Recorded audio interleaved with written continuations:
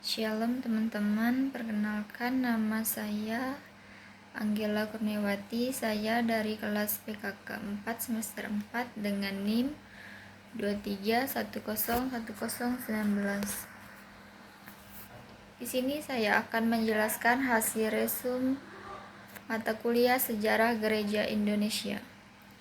Yang pertama-tama saya akan menjelaskan sejarah adalah ilmu yang mempelajari tentang peristiwa-peristiwa yang telah terjadi di masa lalu, baik itu peristiwa politik, ekonomi, budaya, dan lain-lain. Sejarah juga dapat diartikan sebagai kisah atau catatan tentang peristiwa-peristiwa yang telah terjadi. Dalam bahasa Inggris, sejarah disebut history, yang berarti penyelidikan atau pengetahuan. Yang pertama, sejarah gereja Indonesia. Menurut Dr. J. Verkuil, menitik beratkan pada perkembangan historis kekristenan di Indonesia sejak era kolonial hingga gereja-gereja pribumi. Verkuil membahas bagaimana misi Katolik dan Protestan masuk, lalu memengaruhi pendidikan, kesehatan, serta pembentukan jemaat lokal. Buku ini juga menunjukkan bahwa pertumbuhan gereja tidak terlepas dari konteks sosial dan politik Indonesia. Yang kedua, gereja dan masyarakat di Indonesia. Menurut Dr. Sumartana, fokus pada interaksi gereja dengan masyarakat yang plural. Sumartana menyoroti peran gereja dalam isu sosial, ekonomi, politik, termasuk bagian gereja berupaya menjaga identitas kekristenan sambil berpartisipasi dalam pembangunan masyarakat. Buku ini menegaskan pentingnya gereja terlibat aktif dalam menjawab tantangan zaman, bekerja sama dengan berbagai pihak demi keadilan dan kerukunan.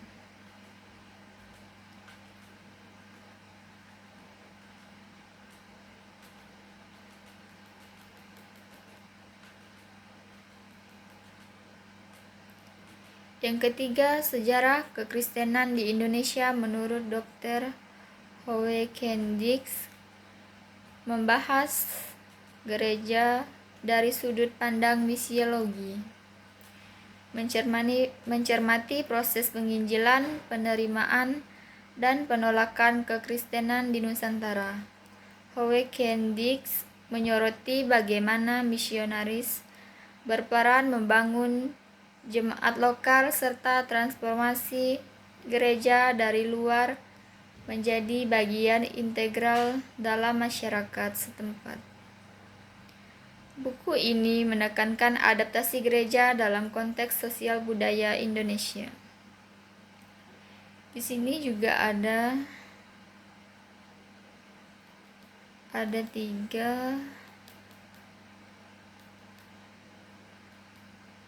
pembahasan.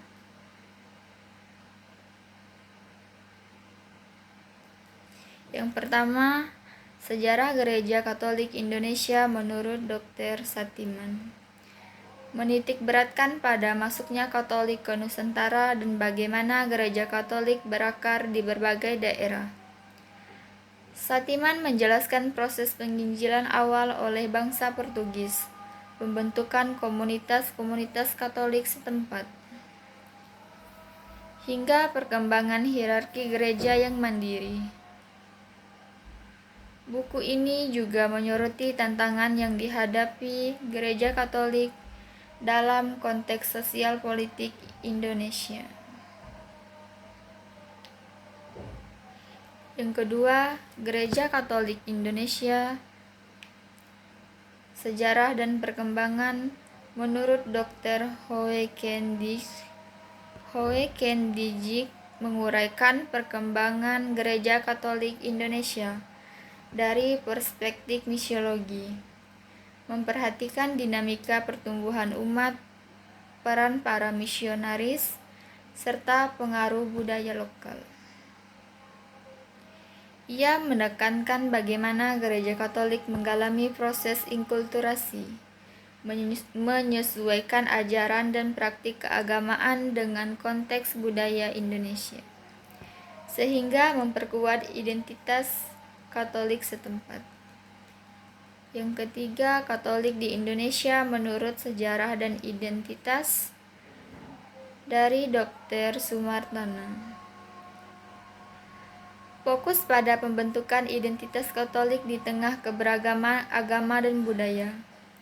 Sumartana membahas bagaimana Gereja Katolik berkontribusi dalam kehidupan sosial, pendidikan, kemanusiaan, sambil terus menjaga kesetiaan pada tradisi gereja universal.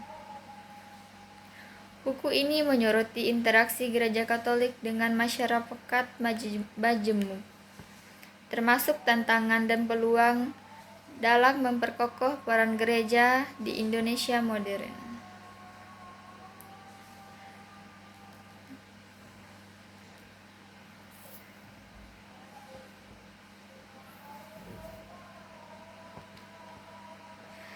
Sejarah Gereja Katolik di Indonesia mulai dari abad ke-16, ketika agama Katolik pertama kali diperkenalkan di Indonesia oleh para misionaris Portugis.